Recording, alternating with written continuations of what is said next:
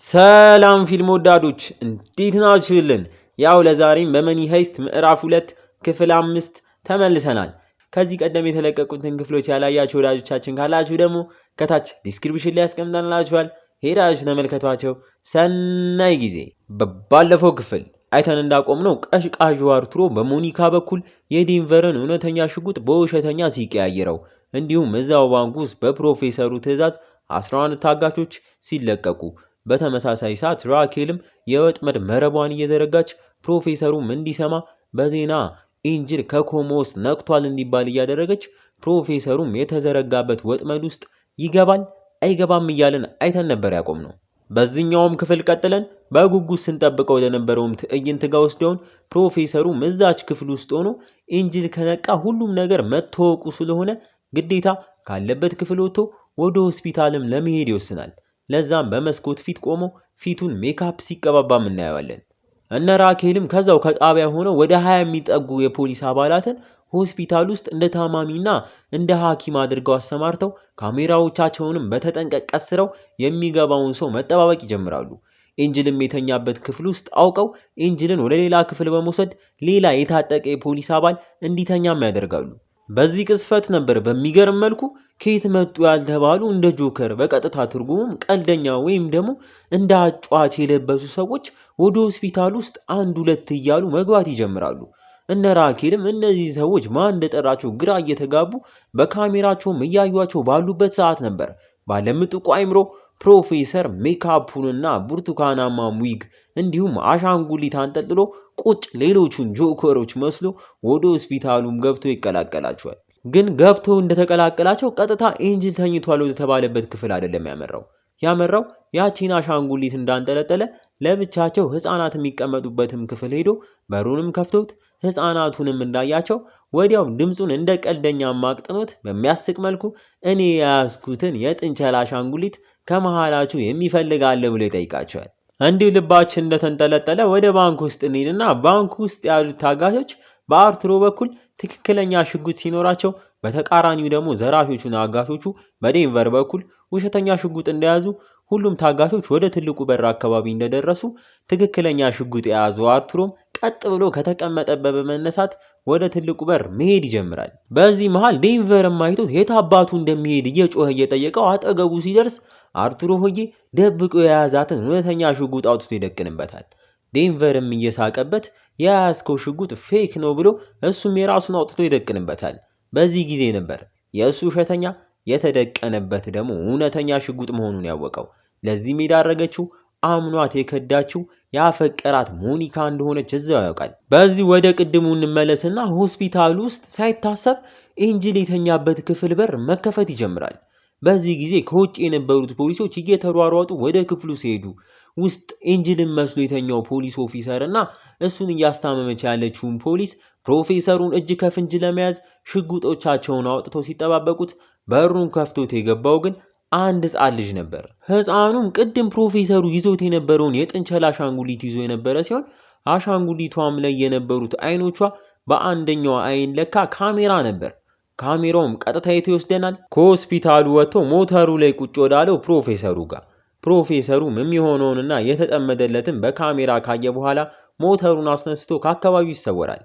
እንግዲህ ይህን ሁሉ እቅድ ማለትም አውቆ እነዛን የቀልደኛ ልብስ የለበሱ ሰዎችን ለአንድ ተለቅ ላለ ስራ ምልመላ በኦንላይን የጠራው እሱ እንደሆነና እሱም ተመሳስሎ ገብቶ ማንም እና ምንም ሳይነቃበት የተዘጋጀለትን ወጥመድ በድል ሲወጣ እናየዋለን። በሌላ በኩል ዴንቨር በአርቱሮ ሽጉጥ እንደተደቀነበት በተመሳሳይ ሰዓት በርሊን እና ናይሮቢም ወደ ሪዮ ጋር ሄደው ፕሮፌሰሩ ቶኪዮን አስፈታለታለሁ ያላቸውን እየነገሩት ዳግመኛ ወደ ቤተሰብነታቸው እንዲመለሱ ይጠይቁታል።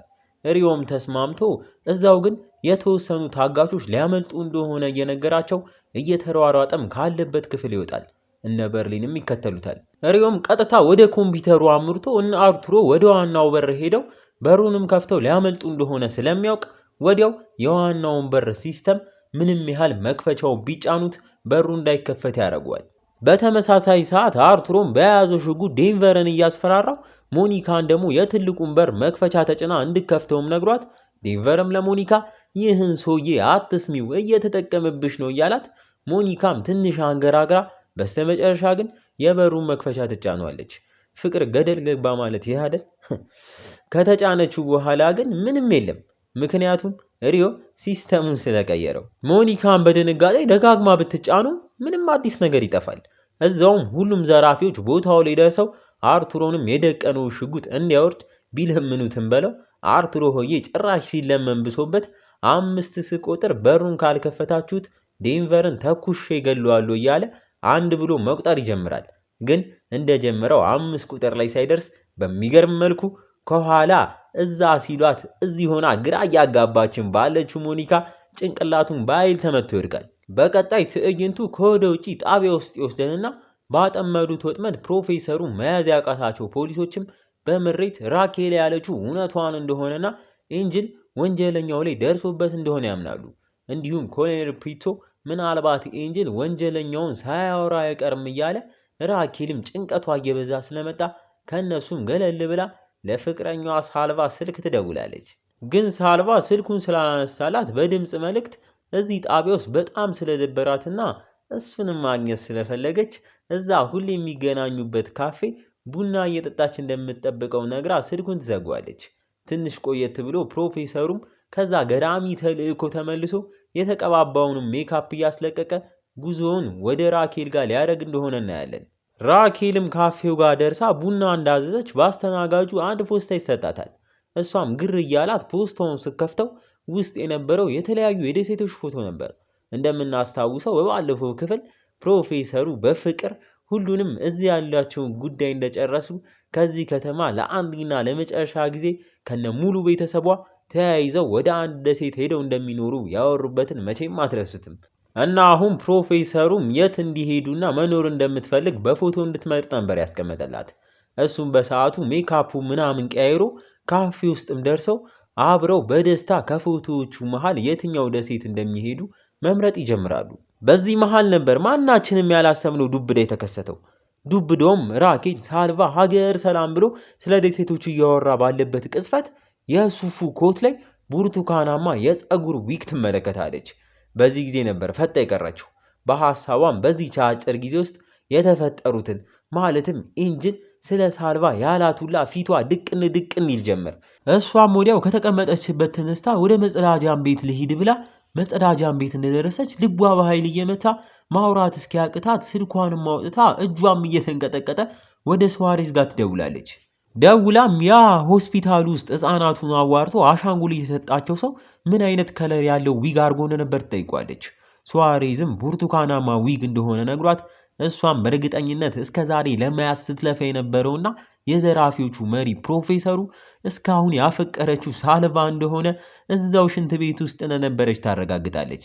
ግራ በመጋባት እዛው ሽንት ቤት ውስጥ እያለቀሰች ስትቀመጥ እናያታለን። በዚህ መሃል ቶኪዮም በትረካ መልኩ መናገር ጀምራ ነገሮች ሁላ መገለባበጣቸውን እየተናገረች በዚህ ቅጽበት ብቻ የሶስት ሴቶች ህይወት ላይ መጥፎ ጣፈንታቸው መከሰቱን ትናገራለች። ከሶስቱ ሴቶች የመጀመሪያዋ ሴት ራሷ እንደሆነችና እሷም በፖሊሶች ታስራ ፍርዷን ለመቀበል እየተጓዘች እንደሆነ፣ ቀጥሎም ሁለተኛዋ ሴት ደግሞ ባንክ ውስጥ ያለችው ሞኒካ ጋስታምቢዴ ስትሆን እሷም ዴንቨርን ለማትረፍ አርቱሮም በኃይል ስለመታችው አርቱሮም እየጮኸ የሌቦቹ ተባባሪ እንደሆነች ሲናገር ሁሉም እዛ የነበሩት ታጋቾችም አርቱሮን ሲያምኑት ሞኒካም ራሷን ሳታስበው ወደ ዘራፊዎች ውስጥ እንዳስገባች፣ ቀጥሎም ሶስተኛዋና የመጨረሻዋ ሴት ደግሞ ራኬል እንደሆነች ትነግረናለች። ራኬልም እዛው ሽንት ቤት ውስጥ እንዳለች ከልቧ እያፈቀረችው የመጣችው ሰው የዘራፊዎቹ አባል መሆኑንም ማውቃ ራሱ አሁንም ግን ላለማመን ፈልጋ ወደ በፊት ባሏ አልቤርቶ ጋር ትደውላለች። አልቤርቶም ስልኩን እንዳነሳላት ከትልቁ ቤት ውስጥ ያገኘው ያ የተቃጠለ የጋዜጣ ቁራጭ ላይ ምን አዲስ ነገር እንዳገኘም ጠይቀው ቀጥላም ከሳልቫ ጋር የዛኔ ለምን እንደተጣሉት ጠይቋለች። አልቤርቶም በድጋሚ እራሱ ሳልቫ መጣላት ፈልጎ እንደገፋፋውና ግን ሊደባደቡ ሲሉ ባላሰበው መንገድ እሱ ጫፉን ሳይነካው አንገቱን ታንቆ ፌንት እንደበላም እየነገራት ግን ሳልቫ ለምን እንደዛ ሊያደርግ እንደፈለገ እስካሁን ሊገባው እንዳልቻለ ይነግራታል። ራኬልም ያላትን ሁላ ሰምታ ስልኳ እንደዘጋችው አልቤርቶም ለምን እንደጠየቀችው ሲያስብ አንድ ነገር ጭንቅላቱ ላይ ድቅን ብሎበት ወዲያው የዛኔ ሳልቫ ጣቢያ መጥቶ የነካቸውን እቃዎች ማለትም እንደ እቃ ማስቀመጫ ሳህን ላይ አሻራው ከተገኘ እንዲፈልጉ ትዕዛዝ ይሰጣል። ቀጥሎም እዚህ ጣቢያ ውስጥ ያሉት እያንዳንዱ ሳህኖች ከዚህ ሰዓት ጀምሮ ማንም ሳይነካቸው በጥንቃቄ አሻራ እየተወሰደ ኤንጅል ካገኘው ማንኪያ እንዲያስተያዩትና ይህንንም እንደጨረሱ ደግሞ ሳልቫ መኪና ውስጥ ገብቶ ስለነበር ወደ መኪናውም ሄደው በሱ ጎን የነበረውን የተሳፋሪም ቦታ ላይ አሻራ ካገኙ እንዲያጣሩ ያዛቸዋል። እርፍ። ወደ ራኬልም ጋር እንመለስና አሁን ሙሉ ለሙሉ ሳልቫ የዘራፊዎቹ አባል መሆኑን ያረጋገጠችው ራኬል ሽጉጧንም በማውጣት አቀባበላ ከከተተች በኋላ ከሽንት ቤት በመውጣት ወደ ፕሮፌሰሩ ጋር መራመድ ትጀምራለች። እየተራመደች ባለችበትም ሰዓት የመጀመሪያ ቀን እሱን ያወቀችበት ምሽት። ቀጥሎም እሱ ብቻ እንደሆነ እነሱ ወደሚሰሩበት ጣቢያ ሳይጠራ የገባው ብቻ ብዙ ነገሮች በአይምሯ እየመጡ አጠገቡም ደርሳ እንደተቀመጠች ላመጣላት ስጦታ እሷን በተለዋጭ የሴቶች ሽንት ቤት ሳንታይ ገብተን አሪፍ ነገር ልስጥክ እያለችው ቀድሟት ሄዶ እንዲጠብቃት ስትነግረው ፕሮፌሰሩም በዚህ እኩለ ቀን እንዴት እያለም ተሽኮርሙሞ በስተመጨረሻም ተስማምቶ ወደ ሴቶች ሽንት ቤት ሳይታይም በመሄድ እሷ እስክትመጣ ውስጥ ገብቶ ራሱንም እያስተካከለ ይጠብቃታል። ምስኪን የተደገሰለትን አላወቀም። ከትንሽ ደቂቃዎችም በኋላ ራኬልም ተከትላ ወደ ሽንት ቤቱን በመግባት ያቀባበለችውን ሽጉጥ አውታ ትደቅንበታለች። ፕሮፌሰሩም የቀዷን መስሎት በመጀመሪያም እየሳቀ ግን ትንሽ ቆየት እያለ ፊቷን ሲመለከተው ራኬል የምሯን እንደሆነ ይረዳል። ራኬልም እንደዛው ሽጉጧ እንደደቀነችበት ካቴና እየሰጠችው ራሱን በራሱ እንዲያስር ካረገች በኋላ አሁን እየተካሄደ ያለው ዝርፊያ ላይ ከውጪ ሆኖ የመራክ በሚል ወንጀል እንደታሰረም እየነገረችው ከዚህ በኋላ ዝም ማለት መብት እንዳለውና ማንኛውም የሚናገረው ነገር ፍርድ ቤት እንደ ማስረጃ እንደሚቀርብበት ትነግሯለች። ፕሮፌሰሩም በድንጋጤና ምንም ማድረግ ስላልቻለ የተሰጠውን ካቴና ራሱ ላይ ያሰረ እንመለከተዋለን። እንግዲህ ያንን ሁላ ለማመን የሚከብዱ ወጥመዶችንና ስህተቶችን በጀብዱ የፈጸመው ፕሮፌሰሩም በአንዲት የፀጉር ዊግ ዘለላ ብቻ ወይኔ መበላት። በቀጣይ ትዕይንቱ ወደ ባንክ ውስጥ ይወስደንና ለቀናት ምንም እንቅልፍ ያላገኘው ግዙፉ ሄልሲንኪ ቀዥቃዣው አርቱሮ ላረገው ነገር ይበልጥ ተበሳጭቶበት ከሌሎቹ ታጋቾችም ለይቶ ወስዶት በመጀመሪያ ኦስሎን እንደዛ እንዲደረግ አደረክ፣ አሁን ደግሞ ዴንቨርን ልታሳጣን ነበር እያለው የለበሰውንም ልብስ እንዲያወልቅ አዞት አርቱሮም በፍርሃት የለበሰውን እያወለቀ ከልብሱም ውስጥ በሚያስቅ መልኩ የደበቃቸውን የገንዘብ ኖቶች እንመለከታለን። ያው ካመለጠ ከሚሰራበት ባንክ በዚህ ሰበብ ሊሰረቅ አርቱሮ ሄልሲንኪ ማስወላልቆት በፋንት ብቻ ካስቀረው በኋላ በንዴት 2 ኪሎ ግራም የሚመዝኑ ፈንጂዎችን ደረቱ ላይ በማጥመት ከዚህ በኋላ ለማምለጥ ብትሞክር እንዲሁም የተጠመደብህ ለመንቀል ብትሞክር ሌላው ቀርቶ ቢያህልብክ ራሱ ፈንጂውን መቆጣጠሪያ ሪሞት እኔ ጋር ስለሆነ ብትንትንክን ነው ማውጣው እያለው ቁርጡን ይነግሯል። አላርፍ ያለች ጣት አይደል የሚባለው። እስኪ አባባሉን ጨርሱት።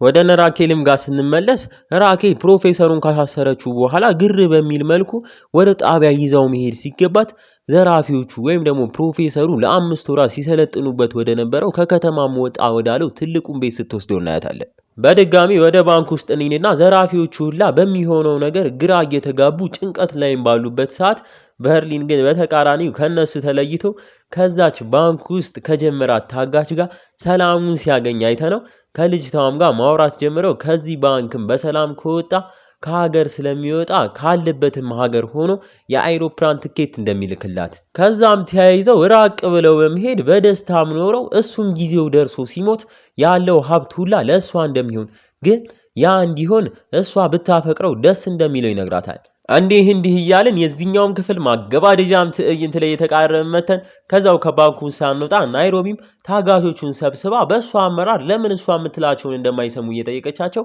በጭንቀት ሽጉጣታ ወደ ላይ እስከ መተኮስ እንደደረሰችም እያየናት በርሊንም ቦታው ላይ ደርሶ ከነበረኝ የአመራር ስራ ላይ እረፍት ስለሰጠሽኝ አመሰግናለሁ፣ ግን አሁን ላይ እረፍቱ ስለሚበቃኝ ወደ አመራሪ መመለስ አለብኝ ሲላት ሲያቀብጣት አመራሪ የሆነችው ናይሮቢም መምራት እንደዚህ እንደሚከብድ ስላልገባት ወዲያው ተስማምታ የነጠቀችውንም ስልጣኑን መልሳ ትሰጠዋለች።